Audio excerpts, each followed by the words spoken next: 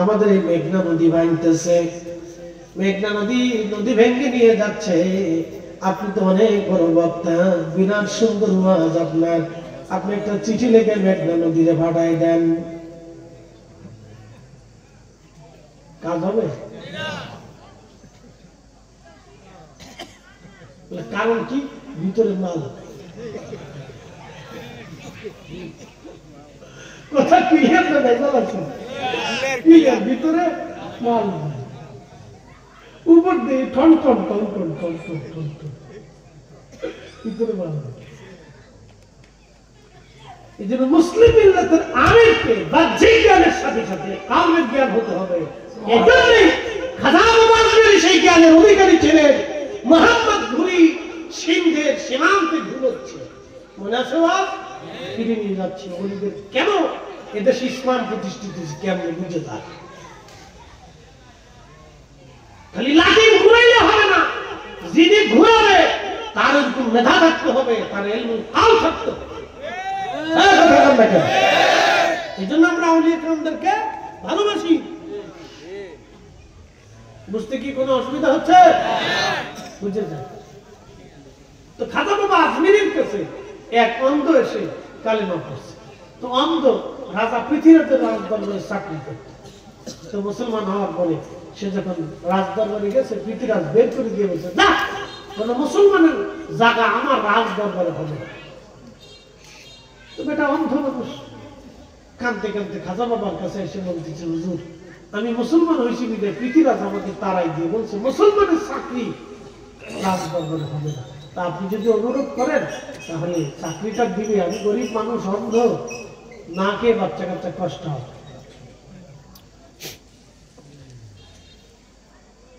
হুজুর মাইনুদ্দিন চিশতি আজমেরী রাহিমাহুল্লাহ চিঠি লিখলেন, ওহে পৃথিরাজ, আমি মুসলিম দরবেশ মাইনুদ্দিন বলতেছি, আমার অন্ধ মুরিদ কালেমা পড়েছে আমার কাছে, আপনি চাকরিচ্যুত করেছেন, তিনি গরিব মানুষ, দরিদ্র সহায়, আপনি দয়া করে তার চাকরি ফিরাইয়া দেন।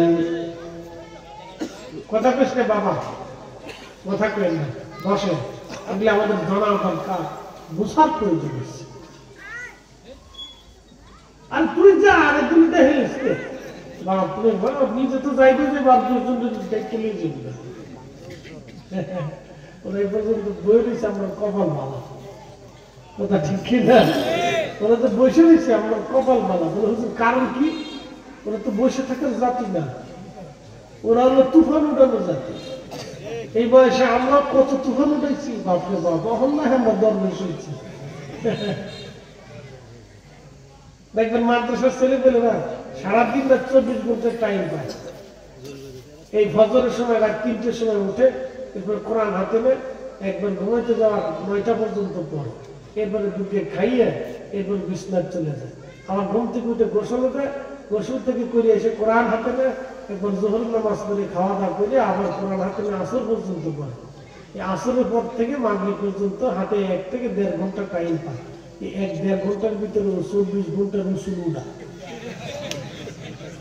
এদিক দিয়ে তুফান উঠে ফেলে, তুফান উঠে ভেঙে চুটে ফেলাবে, ফাড়াফাড়ি করবে, মারামারি করবে, গাতাগাতি করবে। খালি হুজুরের কাছে, হুজুর আমার লুঙ্গি ধরে টান দিচ্ছে, ও আমার পাঁচের ভিতরে টান দিচ্ছে, এটা আবার বুঝে দিচ্ছে। নানান বিচারের কোনো শেষ নাই। বাপকে তো হুজুরের মাথা শেষ হয়ে যায়, বিচার নিতে উনি বিচার। অনেকে বুঝে না, দেখছো মাদ্রাসাগুলো কত শয়তান, মাদ্রাসাগুলো কত শয়তান। বাবাজি ওই সময় শয়তানি না করলে ব্রেন নষ্ট হয়ে যাবে, ওরা শয়তানি করতে দেন। এই সময় ওর খেলাধুলো পায়, ও এই সময় কোরআন পড়ে, ওই সময় আমি কোরআন পড়ি না। এই সময় আপনি হাফ প্যান্ট পরে ল্যাংট হয়ে গাছের গোড়া চেন খুলে দিয়ে তারপরে সেলিব্রেশন স্টার্ট করে ঘুরাই পেশাব করছি, ঘুরাই কি কথা বল না কেন? ও যে সময় কোরআন পড়ে, আমরা সময় ঘুরাই পেশাব করছি। খালি পেশাব করছি, পেশাবের ডিজাইন করছি। কি কথা খারাপ হয়েছে ভাই? এটা শৈশবের দুষ্ট রূপ, এটা আল্লাহ প্রদত্ত। এ সময় তো কোনো গুনাহ নাই, এটা আল্লাহ প্রদত্ত। এই সময় সবাই শৈশবের দুষ্ট রূপ করছে, নবীরা ছাড়া। একসাথে বলবেন না মারহাবা? কারা ছাড়া? নবীরা ছাড়া। নবীদেরকে আল্লাহ নবুয়তের আগে এবং পরে সবসময়ের জন্য নিষ্পাপ করে রাখছে। একসাথে বলবেন আল্লাহু আকবার। নিষ্পাপ ছিলেন, নিষ্পাপ, আজিজ নেই, নিষ্পাপ ছিলেন। নবীরা সারা সবাই দুষ্টুমি করছে, কম বেশি করছে। তো মনোযোগ দিয়ে চিঠিখানা পাওয়ার পরে রাজা পৃথিবীরাজ স্থান দিয়ে সিঁড়ে বলছে, সিনা চিঠিখানা এলে, আচ্ছা বলেন তো, আমি একটা চিঠি আপনার কাছে অনুরোধ করে পাঠাইলাম, ভাইজান আপনি দয়া করে আমার মাদ্রাসার জন্য যতটুকু সাধ্য হলে একটু দয়া করে সাহায্য করেন, গরিব এতিম বাচ্চা কাচ্চা আছে। আমি চিঠিখানা পাই, বুঝা গেল আপনি আমাকে অপমান করছেন, মাদ্রাসাকে অপমান করছেন, হয়তো ঠিক কিনা? চিঠি পাওয়ার পর আপনি তো বলতে পারতেন ঠিক আছে আমি দেখবো, চেষ্টা করব। বার্তাবাহককে আপনি সম্মানের সাথে বিদায় করতে পারতেন। তো চিঠি খাজা বাবা চিঠি যখন শিখছে তখন মাইনুদ্দিন চিশতি তাজমুরী রহমাতুল্লাহ খুব বেজার দিল। তখন তিনি আরেকটা চিঠি লিখে বলেন, হে পৃথিবীরাজ, তুমি আমার চিঠিকে ছিঁড়ে আমাকে যেভাবে অসম্মান করলে, আমি মাইনুদ্দিন চিশতি তোমাকে বলে দিলাম, মুসলিম সেনাপতির হাতে তোমাকে তুলে দিলাম। একসাথে বললেন আল্লাহু আকবার। ঠিক মোহাম্মদ ঘুরি তখন সিন্ধে ঘুমাচ্ছে, স্বপ্নের ভিতরে খাজা বাবা আজমিরি বললেন দ্রুত গতিতে দিল্লি আক্রমণ করে। যখন খাজা বাবা আজমিরি তাকে হুকুম প্রদান করছেন, মোহাম্মদ ঘুরি বলছেন এই সমস্ত সুযোগ আর ছাড়া যাবে না। মাত্র 1,20,000 সৈন্য নিয়ে রওনা দিয়েছে। দিল্লিতে সংবাদ এসে গেল মোহাম্মদ ঘুরি 1,20,000 সৈন্য নিয়ে আসতেছে। পৃথিবীর সমগ্র ভারতবর্ষ থেকে বাছাই বাছাই করা সেরা সেরা সৈন্য 3 লক্ষ সৈন্য জোগাড় করলেন তিনি। মোহাম্মদ ঘুরিকে চিরদিনের জন্য তিনি শায়েস্তা করার জন্য 3 লক্ষ সৈন্য জোগাড় করে তিনি পানিপথ প্রান্তরে উপনীত হলেন। মোহাম্মদ ঘুরিকে শায়েস্তা করবে। মাত্র 1,20,000 সৈন্য নিয়ে মোহাম্মদ ঘুরি পৃথিবীরাজের সামনে দাঁড়ায় গেলেন। প্রচন্ড যুদ্ধ হয় দিনের পর দিন। কোন যুদ্ধে কোনদিন সেনাবাহিনী কেউ পরাজিত হয় না, বিজয় হয় না, কিন্তু প্রতিনিয়ত উভয় পক্ষের সেনারা মারা যাচ্ছে, উভয় পক্ষের সেনারা মৃত্যু হচ্ছে, কিন্তু কেউ জিতেও না, কেউ হারে না। একটা পর্যায়ে মুসলমানদের সৈন্য সংখ্যা কম থাকায় মুসলমান জিহাদে আর দাঁড়াইতে পারতেছিল না। ধীরে ধীরে মুসলমান দুর্বল হয়ে যাচ্ছে। খাজা বাবা আজমিরির দরবারে মোহাম্মদ ঘুরি বার্তাবাহক পাঠিয়ে দিয়ে বললেন, তাড়াতাড়ি যাও, তাড়াতাড়ি যাও, খাজা বাবা আজমিরের কাছে যায় বলা মুসলমান বিপদগ্রস্ত হয়ে গেছে। বার্তাবাহক ঘোড়া নিয়ে দ্রুত গতিতে দৌড়ে আজমিরে এসে খাজা বাবার কাছে যুদ্ধের কথা বর্ণনা করলেন। খাজা বাবা দেরি করেন নাই, গুজরা থেকে বের হয়ে দ্রুত গতিতে বাহিরে এসে এক মুষ্টি মাটি নিয়ে খাজা বাবা আজমিরি বিসমিল্লাহি আল্লাহু আকবার বলে পানিপথের দিকে তিনি ওই ধুলাবালিগুলি নিক্ষেপ করে দিলেন। ধুলাবালি নিক্ষেপ করার পরে ধুলা নিক্ষেপ করলেন তিনি। আজমির থেকে ধুলা চলে গেল পানির পথে। একসাথে বলা যাবে কি আল্লাহু আকবার। এটার নাম কারামাত, এটার নাম কামালিয়াত, কামালিয়াত, কামালিয়াত। ধুলাগুলি পড়তে পৃথিবীর সৈন্যদের চোখে মুখে যায় পড়ল। ওদের অন্তরে আল্লাহ ভয় ঢুকিয়ে দিলেন। মুসলমানদের ঈমানি জজ্বা এসে গেল, জিহাদের মোড় ঘুরে গেল।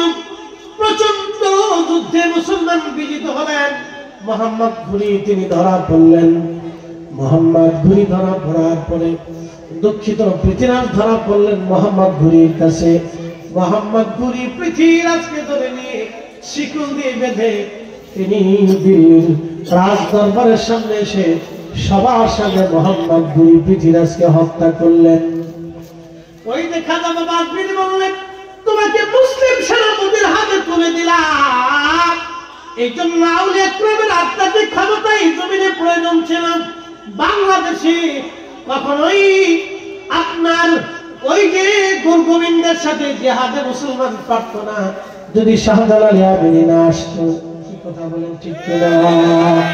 এই জন্য আউলিয়া কিরাম করে অবদান অস্বীকার করার কোন সুযোগ আমাদের নাই, কোন রাস্তা আমাদের নাই। আল্লাহ আমাদেরকে বুঝার তৌফিক দান করুন। আওয়াজ তুলে ধরে বলেন আমিন। ইসলাম ও মুসলমান সত্য, এতে কোনো সন্দেহ, একসাথে বলেন, কোনো সন্দেহ নেই। এই জন্য বিভিন্ন ধর্ম, নানান ধর্ম পৃথিবীতে আসছে, নানান মত নিয়ে। যেমন সনাতন ধর্মের একটা মতামত আছে, একজন আমার দিকে তাকায়। সনাতন ধর্মের একটা বিশ্বাস আছে যে মানুষ মারা যাওয়ার পরে ভগবান তাকে আবার পৃথিবীতে পাঠায়। আপনারা কি মনে করেন, মানুষ মারা যাওয়ার পরে কি আমাদের আর আসার সুযোগ আছে? কোনো কি রাস্তা আছে, পদ্ধতি নেই? খুব মনোযোগ দিয়ে। তাদের বিশ্বাস হচ্ছে মানুষ পৃথিবীতে আবার আসবে। যদি পুণ্যের কাজ করে যান তাহলে মানুষকে পৃথিবীতে পাঠানো হবে এই জ্ঞানী করে, গুণী করে, জমিদার করে, বাদশা করে, এইভাবে পাঠানো হবে। আর যদি তারা পুণ্যের কাজ না করে যায় তাহলে পৃথিবীতে তাদেরকে শিয়াল, কুত্তা, এই বিলাই সিলাই বন্য প্রাণী করে, পাগল ছাগল করে পৃথিবীতে পাঠানো হবে। এটা হচ্ছে তাদের বক্তব্য। এই জন্য কবি জীবনানন্দ দাশ একটা কবিতা লিখছে, আবার আসিব ফিরে ধানসিঁড়িটির তীরে, নবান্নে এ বাংলায়, হয়তো শালিকের বেশে, না হয় শঙ্খচিলের বেশে। আবার আসিব ফিরে ধানসিঁড়িটির তীরে, নবান্নে এ বাংলায়, হয়তো শালিকের বেশে। এটা হচ্ছে জীবনানন্দের দাশ। তিনি তেনার ধর্মের বিশ্বাস কবিতার সঙ্গে ফুটিয়ে তুলছেন। আচ্ছা বলেন, আমাদের কি আর আসার কোন সুযোগ আছে? না না, হাত উঁচা করে বলেন, কোন সুযোগ আছে? বলে ইউআখির আল্লাহু নাফসান ইযা জাআ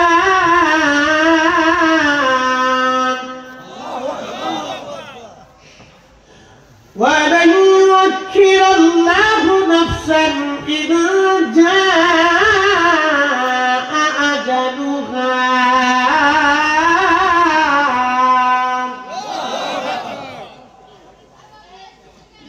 আল্লাহ ডাক দিলেন, হাবিব উম্মতকে জানায় দেন, পৃথিবী তার ফিরে আসার কোনো সুযোগ নাই। হায়াত শেষ হয়ে গেলে থাকার আর সুযোগ নাই। আর কবরে চলে গেছে, ফিরে আসার আর কোনো সুযোগ নাই। একদিন মাটির ভিতরে হবে ঘরে মোনামা, কেন বন্ধ দালান ঘর, মোনামার কেন বন্ধ দালান ঘর। আমরা কবরে চলে যাব, আল্লাহর দরবারে। কোরআনে আমার রব বলতেছেন, সুন্নাতু রাদ্দুনা ইলা আলিমিল গায়বি ওয়াশ শাহাদাতি ফায়ুনাব্বিউকুম বিমা কুনতুম তা'মালুন। অথবা তোমরা এমন একজন রবের কাছে ফিরে যাবা, তিনি আমি মালিক, আমি আল্লাহ, তোমার গোপনে গোপনে সব জানি, এবং তুমি দুনিয়াতে কি কি আমল করতা আমি রব্বুল আলামিন সব তোমাকে সেই দিন দেখায় দিব। কোনো কিছুই গোপন থাকবে না সেই দিন, কোনো কিছুই গোপন থাকবে না। হন্নাবাসী কোনো কিছু আল্লাহ সেই দিন গোপন রাখবে না। আমার আপনার সব আল্লাহ সেই দিন দেখায় দিবে। বাজানো মানুষ সাধারণত মারা যাওয়ার পরে 24 ঘন্টা পরে পায়খানা রাস্তা দিয়ে পোকা আসে, ওই পোকা তামাম শরীর ছড়ায় যায়, গন্ধ ছড়াইতে থাকে, মানুষ কাছে যেতে পারে না। কালীপুরের মুসলমান মনোযোগ দিয়ে শুনে যাবেন, ওই গন্ধ ছড়ানোর পরে মানুষ বলে, তাড়াতাড়ি কবরে দাও, কবরে দিয়ে দাও। আহা, জিন্দেগি বড় কঠিন, বড় কঠিন। আর যদি বান্দা নেককার হয় তখন আল্লাহ ডাক দিবে, ইয়া আইয়াতুহান নাফসুল মুতমাইন্না তুরজিই ইলা ربك راضية مرضية হে নফস মুতমাইন্না তুমি আমি রবের কাছে চলে আসো সন্তুষ্টির দিকে ফিরে আসো আমি আল্লাহর কাছে আমি রব তোমার উপর সন্তুষ্ট ফাদখুলি ফি ইবাদি ওয়াদখুলি জান্নাতি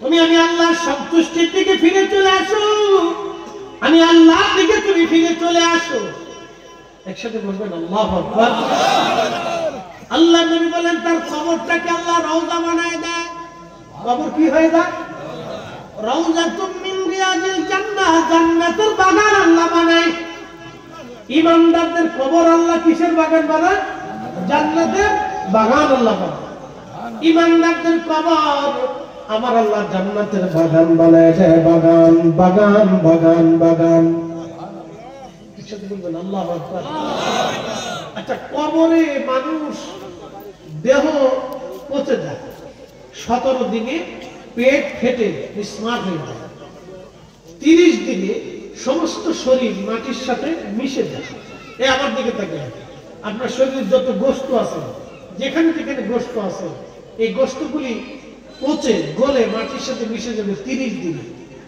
আর মাত্র বাকি থাকবে হাড় 1 বছরের ভিতরে আপনার সমস্ত ছোট ছোট হাড়গুলি মাটির সাথে পচে যায় হয়তো 2-1টা হাড় শক্ত মোটা হাড়গুলি টিকে থাকে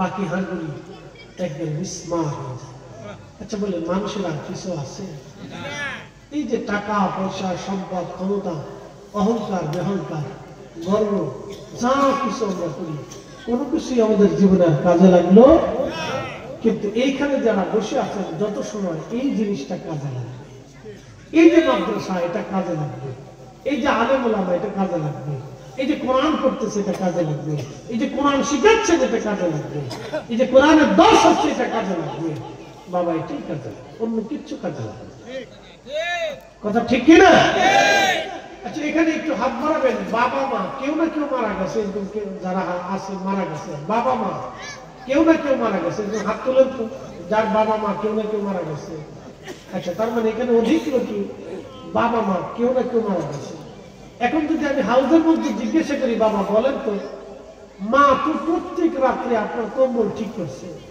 মা প্রতি রাত্রে আপনাকে দেখে তারপর ঘুমাইতে গেছে বাবা একটা নজর হলো গভীর রাত্রে আসলে সন্তানের দিকে তাকায় দেখে তারপর ঘুমাইতে গেছে আপনি বাবার কবরের পাশে মার কবরের পাশে কতদিন কয়বার দেখতে গেছেন সপ্তাহে কয়েকদিন গেছেন মাসে কয়েকদিন গেছেন বছরে কয়েকদিন গেছেন হিসাব করলেও বছরে আমার দিকে তাকালে তো আমিই পারি আমি বিভিন্ন মাহফিলে মহাফিলে ঘুরি দেশে বিদেশে থাকি সুযোগ হয় তার কি হলো আমাদের জিন্দেগি তো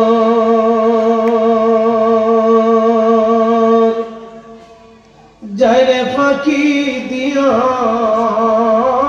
রে সোনার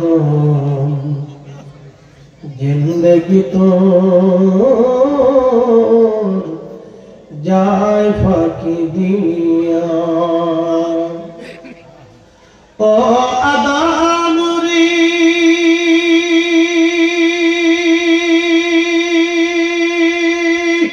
কামিনীর কোলেতে কাল ভ্রমেতে রইলি তুই সারা নিশি কাটাইলি তুই ঘুমাইয়া ঘুমাইয়া রে সোনার জিন্দেগি তো যায় ফাঁকি দিয়া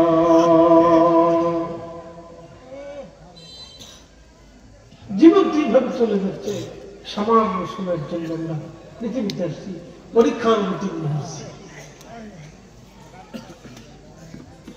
কিন্তু শুনে যাবেন আপনারা যারা আল্লাহওয়ালা তাদের কবরে দেহ পচে না যারা শহীদ তাদের কবরে দেহ পচে না। একসাথে বলবেন আল্লাহু আকবার।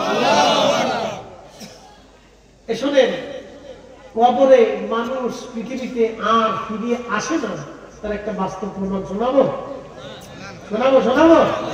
আবার ফিরে আসার কোন সুযোগ, আবার আসিব ফিরে ধানসিঁড়িটির তীরে নবান্নে বাংলায় হয় শালিকের বেশে, আসার আর কোন সুযোগ নেই। তার একটা বাস্তব প্রমাণ আপনাদেরকে শোনা। আজ থেকে 1933 সাল, 1933 ইরাকের বাগদাদের শহরের পাশ দিয়ে একটা নদী প্রবাহিত, নাম দজলা। দজলা নদী। এই দজলা নদীর পাড়ে দুইজন সাহাবীর কবর ছিল, একজন হযরত হুযায়ফা এবং আব্দুল্লাহ রাদিয়াল্লাহু আনহু। তো দজলা নদীর পাড় ভেঙে যাওয়াতে দুটোটা কবর, একটা কবর ভেঙে গেল।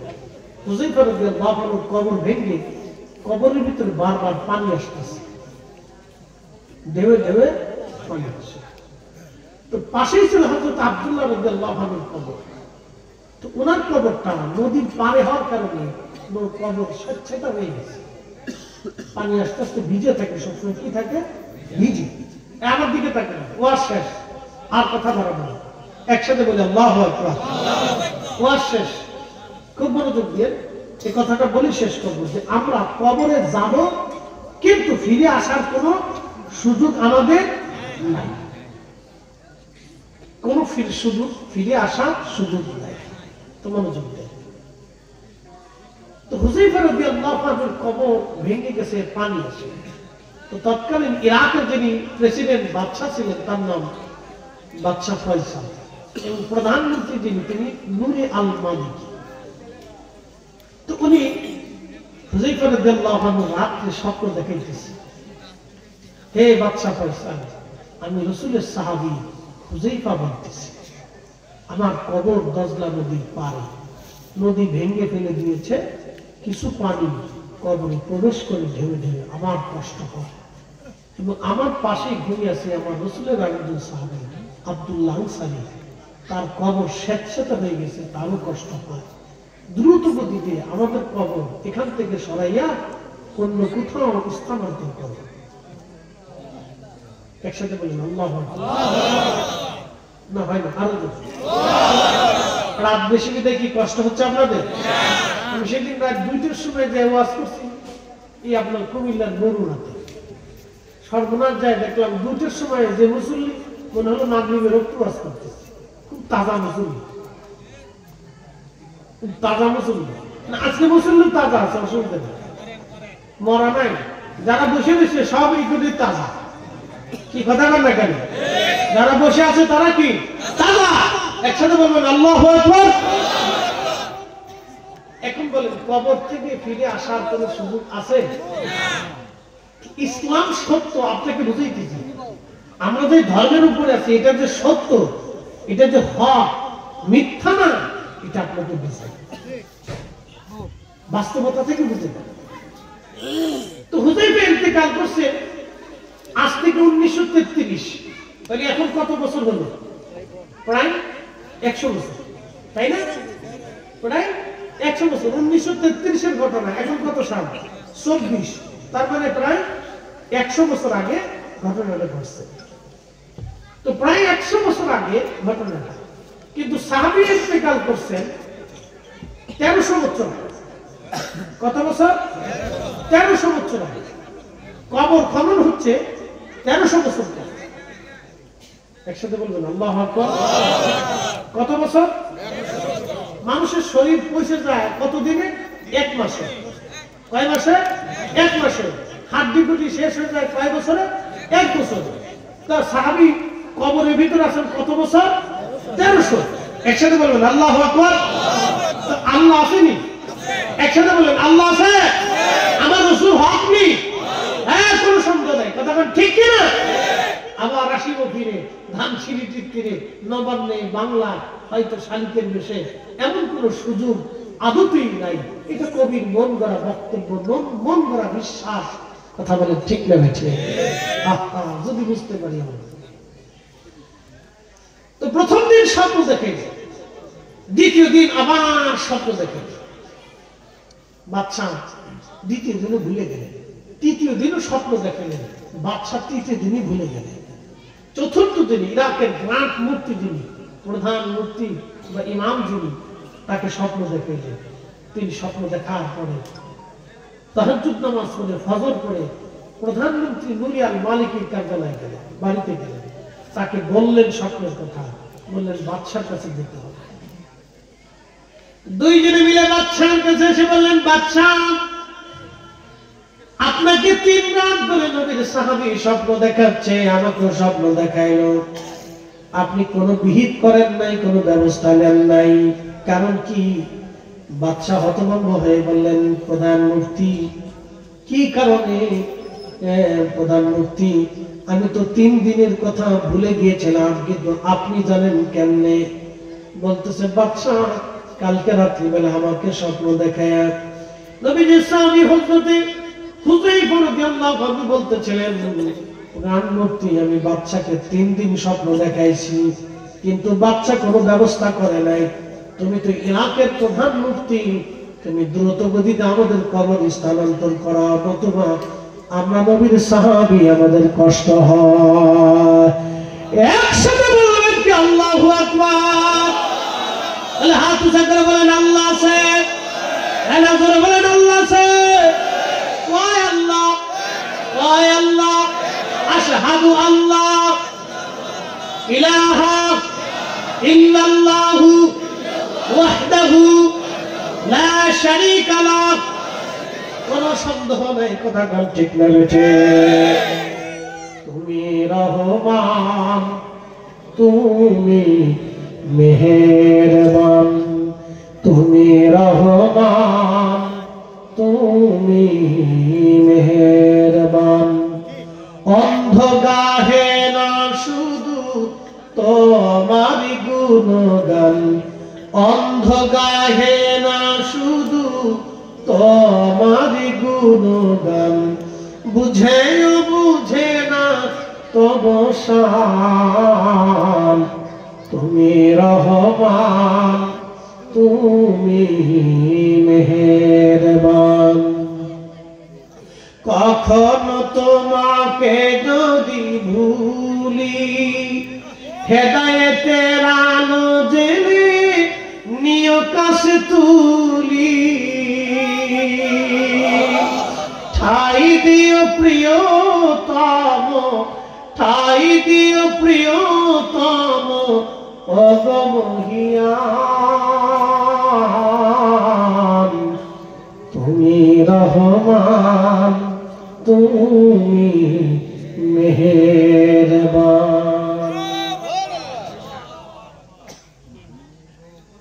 মুফতি সাহেব ডাকতে বলেন, তাড়াতাড়ি ব্যবস্থা করেন, নতুবা সাহাবীদের কষ্ট হয়। বাদশা বললেন, মুফতি কি করা যায়?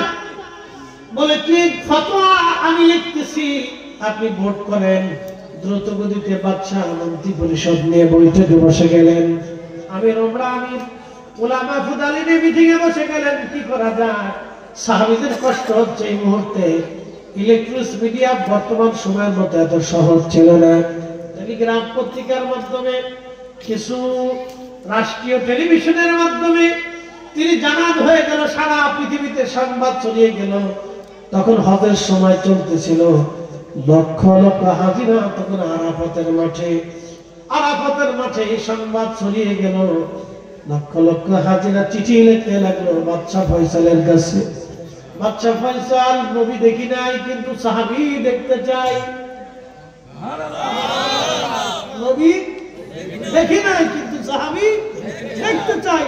1300 বছর পরে সাহাবী স্বপ্ন দেখালো, জিন্দা সাহাবী, আমরা তাকে দেখতে চাই। লক্ষ লক্ষ, তখনকার দিনে প্রায় 5 লক্ষের উপরে হাজির ছিল। কত লক্ষ? 5 লক্ষ হাজির হজ করতে ছিল। সেই সময় 5 লক্ষ হাজির চিঠি লিখতেন, একটার পরে একটা ইমেল, চিঠি ইরাকের বাগদাদে সরকারের রাষ্ট্র বরাবর রাষ্ট্র, সারা পৃথিবী থেকে বড় বড় জ্ঞানী বিচক্ষণ রাষ্ট্রপ্রধানরা বলতে লাগলো, আমরাও সাহাবী দেখতে চাই, মহান সাহাবী দেখতে চাই, রাসূল দেখে কিন্তু সাহাবী দেখতে চায়। সারা পৃথিবীতে সংবাদ ছড়িয়ে গেল, হইচই পড়ে গেল, সারা ইরাকে লক্ষ লক্ষ মানুষ বলল আমরাও সাহাবী দেখতে চাই। নবী দেখে কিন্তু সাহাবী দেখতে চাই। চিন্তা করে 1300 বছর পরে, 1300 বছর পরে ঘটনা। সাহাবী বারবার হুকুম আমাদেরকে সরান। বাদশা ডেকে বললেন কি করা যায় এখন? হাজিরা দেখতে চায় পৃথিবীবাসী, সাহাবী দেখতে চায়, কিন্তু সাহাবীরা আমাদেরকে বারবার তাগাদা দেন। সবাই বললে একটা কাজ করি, 10 লাখ যে পাশ থেকে পানি আসতেছে ওই পাশটা আমরা ঢালাই দিয়ে ভরে দিয়ে আমরা ভিতরের পানিগুলি খালি করে দিয়ে জায়গায় শুকনা বানায় দিই। শুকনা বানায় দেওয়ার পরে সাহাবীদের আর কষ্ট হবে না, আমরা এরপরে কবর সরাই নিয়ে যাব। হাজির আসতে লাগলো। ইরাকের বাগদাদে একটা এলাকা আছে সালমান পার্ক, সালমান পার্ক নামক একটা এলাকা আছে। এখানে হযরতে সালমান ফারসি রাদিয়াল্লাহু আনহু মাজার আছে ইরাকে। তিনি রাসূলের 250 বছর একজন সাহাবী ওই পার্কে ঘুমিয়েছেন। মনোযোগ দিয়ে কথাগুলি শুনে যাবেন। পাশে কবর খনন করা হলো, 2টা কবর। সময় নির্দিষ্ট হলো, হাজির আসতে লাগলো। লক্ষ লক্ষ ইরাকবাসী, পৃথিবীর বিভিন্ন জায়গা থেকে লক্ষ লক্ষ মানুষ আসতে লাগলো সাহাবী দেখবে। দিন তারিখ নির্দিষ্ট হলো।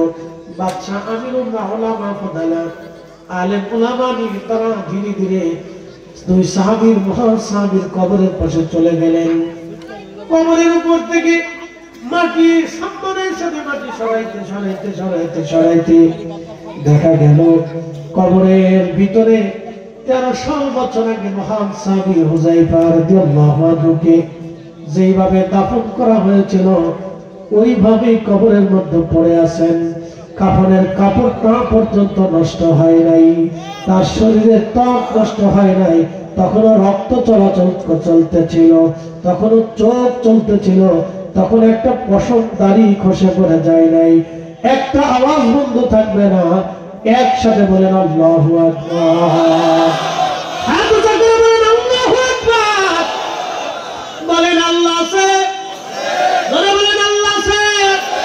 কবর থেকে ফিরে আসার আর কোনো সুযোগ আছে? আল্লাহর কাছে চলে যেতেই হবে। কথা বলেন ঠিক না ঠিক? আল্লাহ যেমন সত্য, আমার নবী তেমন সত্য। কথা কম না? কত বছর পর? 1300 বছর পরে তখন ওই কবরে ওই অবস্থায় রয়ে গেল। হুযায়ফা রাদিয়াল্লাহু আনহু নিচ থেকে মাটি সহ ক্রেন দিয়ে উঠিয়ে নিয়ে আসা হলো। যখন উঠিয়ে আনা হলো, খাটিয়ার উপরে শোয়ানো হলো। পার্শ্ববর্তী সাহাবী আব্দুল্লাহ আনসারীর কবর থেকে মাটি সরানো হলো।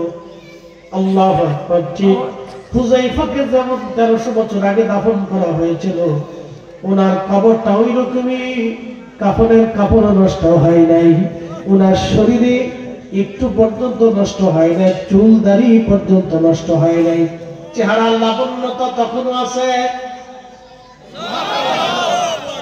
এমনি তো শুকাই যাওয়ার কথা, কি হওয়ার কথা? শুকাই যাওয়ার কথা, লাবণ্যতা তখনও আছে।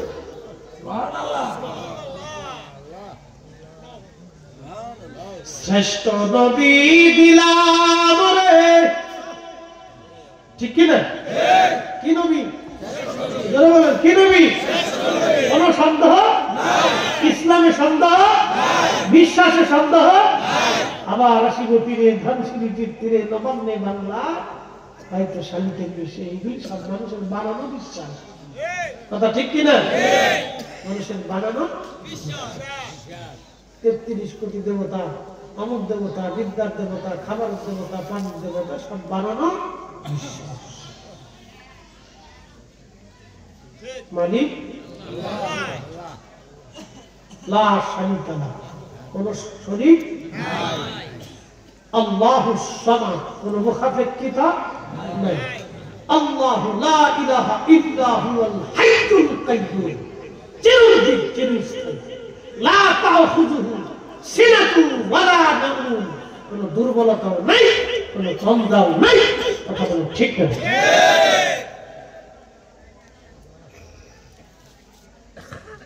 শুনিয়া যান হোমনাবাসী, দুই সাহাবীকে উঠানোর পরে সারা ইরাকের বাগদাদে কান্নার রোল পড়ে গেল। লক্ষ লক্ষ মানুষ সিরিয়াল ধরে ধরে এক নজর করে সাহাবীদেরকে দেখতে লাগলেন। 1300 বছর পরে দুই সাহাবী, সাহাবী রাসূল, সাহাবী রাসূল। কুরআন আল্লাহ বলেন রাদিয়াল্লাহু আনহুম ওয়া রাদু আন, আমি আল্লাহ তাদের উপরে খুশি, তারাও আমি আল্লাহর উপরে খুশি। তার মানে কোরআনের কথা, আল্লাহর কথাও একটাই ভুল নাই, ঠিক কি না?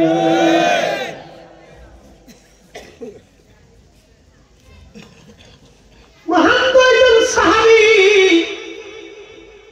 উঠানোর পরে হাজার হাজার লক্ষ লক্ষ জ্ঞানী গুণী সায়েন্টিস্ট বিজ্ঞানী, জার্মান থেকে একজন চক্ষু বিজ্ঞানী তিনি গেলেন, চিন্তা করলেন বডি ভালো, দেহ ভালো, তখনও ত্বক চলমান, তখনও ব্লাড সার্কুলেশন চলে, তখনও হার্টবিট চলতে লাগলো, তখনও চোখ জিন্দা, তখনও ঠোঁট একেবারে তাজা, চেহারা তাজা, চুলগুলি তাজা তাজা।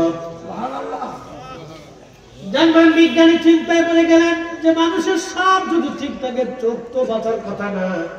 আমি যেহেতু চক্ষু বিজ্ঞানী, তাদের চোখটা আমি পরীক্ষা করে দেখি। জার্মান বিজ্ঞানী বলেন আমি চোখের মধ্যে তাকায় দেখলাম, চোখের ভিতর থেকে একটা নূর এসে আমার চোখের মধ্যে ধাক্কা দিল। ওই নূরের আলোতে আমার চোখ বন্ধ হয়ে গেল, আমি চোখে কয়েক মিনিট পর্যন্ত চোখে দেখতেছিলাম না। আল্লাহ নবী বলেন ইত্তাকু ফারাসাতুল মুমিন, তোমরা ওলিদের চাহনিকে ভয় করো। ফাইন্নাহু ইয়ানজুরু বিনুরিল্লাহ, কারণ ওলিরা আল্লাহর নূর দিয়ে তাকায়। সুবহানাল্লাহ, একসাথে জোরে জোরে জোরে জোরে। তাহলে রাসূলের কথাও সত্য, কথা বলেন না কেন, ঠিক কি না? আল্লাহর নাম সত্য, জোরে বলেন আল্লাহর কথা, আল্লাহর কথা, নবীর কথা সত্য। এজন্য আমাদেরকে ইমান দৃঢ় করতে হবে। জার্মান বিজ্ঞানী গ্রাম মুফতির হাত ধরে বললেন মুফতি আর দেরি না, আমার এই মুহূর্তে কালেমা পড়ায় দেন, লা ইলাহা ইল্লাল্লাহ মুহাম্মাদুর রাসূলুল্লাহ সাল্লাল্লাহু আলাইহি ওয়াসাল্লাম। একসাথে বলা যাবে আল্লাহু আকবার। উনি বলেন আল্লাহ আছে, হাত উঁচা করেন, হাত উঁচা করে সাক্ষী দেন আল্লাহ আছে। আমাদের মালিক কয়জন? রব কয়জন? খালিক কয়জন? দাতা কয়জন? সব কিছু যিনি সৃষ্টি পরিচালনা এক মুহূর্তে করেন তিনি কে? আশহাদু আল্লা ইলাহা ইল্লাল্লাহু ওয়াহদাহু লা শারীকা লাহু ওয়া আশহাদু আন্না মুহাম্মাদান আবদুহু ওয়া রাসূলুহু সাল্লাল্লাহু আলাইহি ওয়াসাল্লাম। আল্লাহ কবুল করুন, বলেন আমিন। আমরা ফিরে যাব কার কাছে? আমাদের জীবনের জবাবদিহিতার জন্য আমার কথা শেষ, আলোচনা আর বাড়াবো না, দোয়া করো। ওই কবর থেকে বাবা দোয়ার প্রতীক্ষায় বসে আছে, ওই কবর থেকে বাবা মা দোয়ার প্রতীক্ষায় কবরের উপরে আজকে বসে আছে। এই কালীপুর এলাকা, এটা বলে ঈদগাহ মাঠ, পাশে গোরস্থান,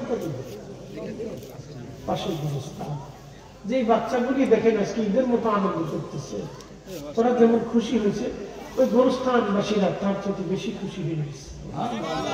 ইমাম ইবনে কাইয়্যিম কিতাব রূহের মধ্যে লেখছে সমস্ত রূহগুলি আজকে কবরের উপরে বসে রয়েছে। আহা, আমার মা, আপনার মা, দাদা দাদি, নানা নানিরা কবরের উপরে বসে আছে। মা কবর থেকে ডাক দিয়ে বলতেছে আমার করিম মাহফিলে গেছে, আজকে বুঝি আমার জন্য কিছু পাঠাবে। আমার রহিম মাহফিলে গেছে, আমার নাতি আব্দুল আলী মাহফিলে গেছে রে, আমার জন্য কিছু পাঠাবে। খালা কবরের উপরে বসা, আমার ভাগিনাটা, আমি তার সন্তানের মতো আদর করতাম, মাহফিলে গেছে রে, বুঝি আজ কিছু পাঠাবে। হতভাগা দোয়া না করে চলে গেল, আর হতভাগা যারা বেশি তারা দোয়া মানেই না। একবার বদনসিব যার কপাল নসিব মন্দ, ও দোয়া মানেই না। শোনেন, যে নামাজ মানে না তারা নামাজ পড়ানো যায় না। আমাদের দেশে কিছু আছে নামাজ মানে কেমন, কিছু আছে দেখবেন নামাজ মানে শালার মৌলানা মসজিদ করে আল্লাহ থাকে না। এই দলের যারা তারা নামাজ মানেই না, নামাজ পড়েই না। তারা আমরা ঘুমাই ঘুমাই নামাজ পড়ি, হাইটে হাইটে নামাজ পড়ি, আমরা সবসময় নামাজ পড়ি, আমরা এই গাঁজা খেয়ে নামাজ পড়ি। কত বড় সূরা চিন্তা করতে পারছি। শালার মৌলানা মসজিদ করে আল্লাহ থাকে না, শালার মৌলানা মসজিদ করে আল্লাহ থাকে না। এই পার্টি ওরা নামাজ মানেই না। ওরা বাপ ডাকলে, সোনা ডাকলে, দুলাভাই ডাকলে ও নামাজ পড়বে না। আর যে নামাজ সাধারণত পড়ে না, আইসিমের কারণে ছেড়ে দেয়, তাহলে দোয়াই পয় একবার না একবার নামাজ মসজিদে নিয়ে যাবে। কথা ঠিক কিনা? যে দোয়া করে না আইসিমের কারণে না, অথবা গাফলতির কারণে করে না, আর যে দোয়া মানে না ওরে বাপ ডাকলে দোয়া করবে না। কথা কোন দেখা? যে দোয়া মানে না ওগুলো নাফরমান। ও কি একসাথে বলেন, ও কি? ও নাফরমান, ও দোয়া মানেই না, ও নাফরমান। এরকম সন্তান দুনিয়াতে রাখার চাইতে কুত্তা মুত্তা পাইলে তো বাবা। কারণ কি? ও কুত্তা পাইলে গেলো খাইয়ে দিয়ে কবর পাশে বসে থাকতে, আমার মালিক এখানে বলে দিচ্ছে। কুকুর কি বেইমানি করে বাবা? না না, কোন কুত্তা বেইমানি করে? ওকে খাওয়াবেন, ভালো মন্দ যাই দেন, আপনার ঘরের দরজার সামনে বসে থাকবে। এই শীতের ভিতরে ওর কোনো ডিমান্ড নেই। ও কয় না যে আমার কম্বল দাও, আমার গরম খাবার দাও, আমার বিরিয়ানি পোলাও দাও, আমার মাসিক বেতন দাও, আমার খাট পালন দাও। কুত্তার কোনো ডিমান্ড নেই। আহা, কুকুরের কোনো ডিমান্ড নেই। আসলে আমরা নবীজিকে ধরে একটু সালাম জানাই, ইয়া নবী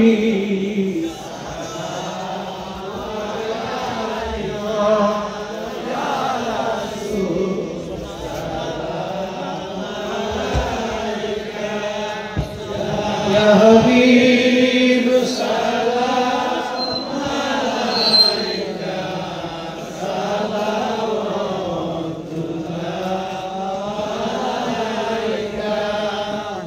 ইয়া রাসূলুল্লাহ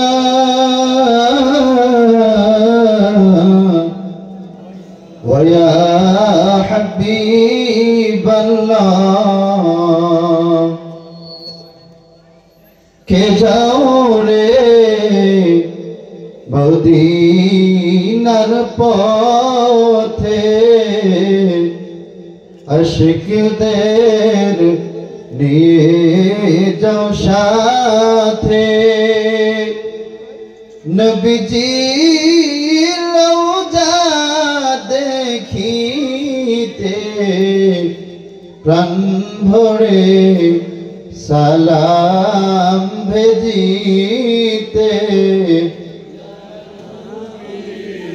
সালাম আলাইকা ইয়া রাসূল, সালাম আলাইকা ইয়া হাবিব, সালাম আলাইকা সালাওয়াতুল্লাহ ইয়া রাসূলুল্লাহ ওয়া ইয়া হাবিবাল্লাহ।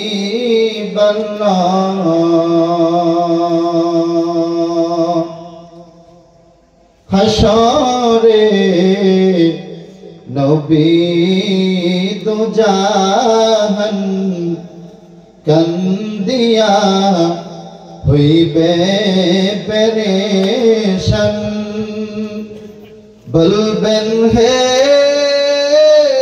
পরওয়ার দিগার মাফ করো উম্মত গুনাহগার।